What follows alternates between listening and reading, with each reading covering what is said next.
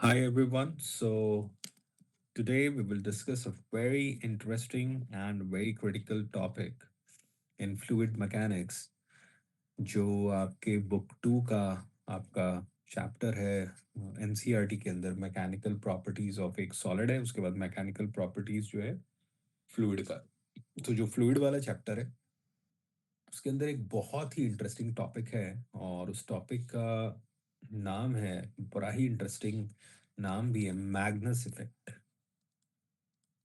Quickly देखते हैं कि ये मैग्नस इफेक्ट बहुत सारे बच्चों को समझ ही नहीं आता है, डिफिकल्ट लगता है, राइट? बट प्रैक्टिकली तो बड़ा मजा आता है ये सुनने में कि जब एक बॉल को हम स्विंग करते हैं तो उसमें एक ड्रिफ्ट आता है, राइट? ड्रिफ्ट ड्रिफ्ट कह लो या क्या बोलोगे, lift, you can say dynamic lift. Dynamic lift आता है, थोड़ा सा वो ऊपर की तरफ क्या होता है, शिफ्ट करता है उसका जो पाथ है, मतलब कुछ ऐसा एक उसको लिफ्ट मिलता है। ठीक है, दिस इज लिफ्ट।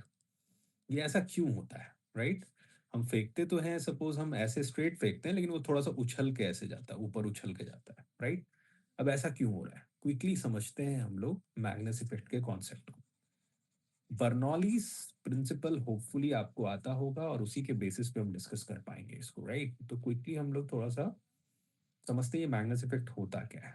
देखो बच्चों, एक क्या है, आपके पास एक सपोज एक टेनिस का बॉल है और उसको आपने क्या किया, रोटेट किया, सपोज ओमेगा से, एंगुलर वेलोसिटी से आपने रोटेट किया।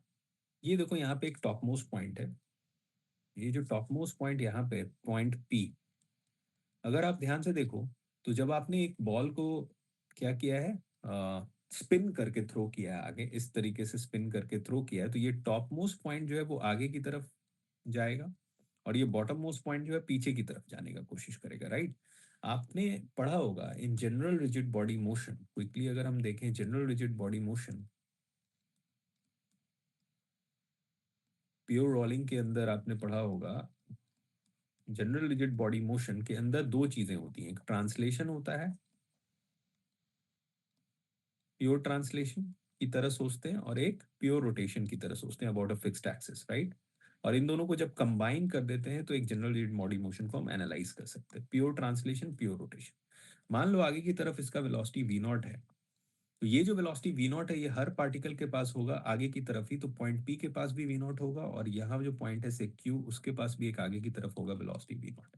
लेकिन because of the rotation omega, ये वाला पॉइंट क्या है, आगे की तरफ इस पॉइंट से कितने दूरी पे है, ये वाला पॉइंट आर रेडियस पे, तो इसको आगे की तरफ एक आर ओमेगा का एक आगे की तरफ वेलोसिटी, फॉरवर्ड वेलोसिटी मिलेगा because of the rotation component, और इसको because it is rotating like this तो इसको बैकवर्ड मिलेगा आर ओमेगा।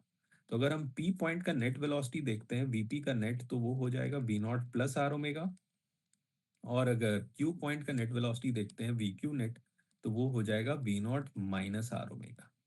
अब देखो इसका मतलब कि पी पॉइंट का जो वेलोसिटी है वो बड़ा है किसके, क्यू पॉइंट के वेलोसिटी से। इतना हम कंक्लूड कर पाए इसको एनालाइज करके, जनरल रिजिड बॉडी मोशन को एनालाइज करके।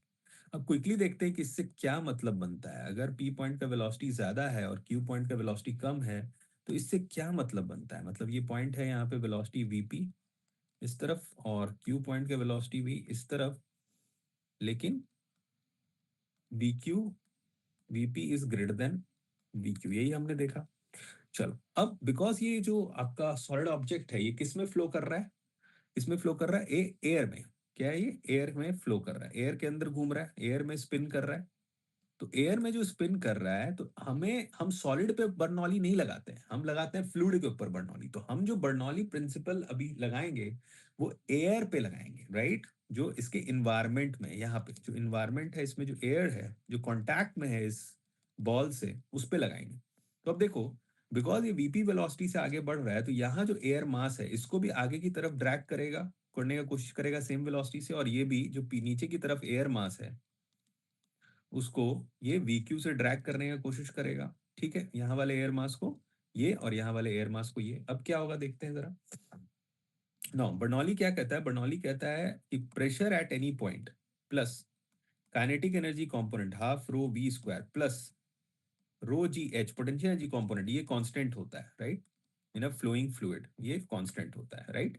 अगर स्ट्रीमलाइन फ्लो है और हमारा जो फ्लूइड है आइडियल फ्लूइड है, ठीक है, इनकम्प्रेसिबल है and all those conditions for ideal fluid, frictionless है, ठीक है, विस्कोसिटी को नहीं कंसिडर कर रहे, तो P plus half rho V square plus rho G H equals to constant. अब अगर आप देखते हो रो जी एच क्या है, ये दो पॉइंट्स के बीच का, इस फ्लूइड में ये दो पॉइंट्स के बीच का हाइट डिफरेंस है, बट हम बॉल के रिस्पेक्ट में एक बॉल का रेडियस, ये जो रेडियस है उसको मान लो ये रेफरेंस लेवल है, उससे हम इसको नेग्लेक्ट कर सकते हैं, इसको मान लो इसी को रेफरेंस लेवल सेट कर दें, तो ये 2r डिस्टेंस पे है, 2r is very very less, इसलिए हम ये रो जी एच वाला कंपोनेंट हम नेग्लेक्ट कर सकते हैं।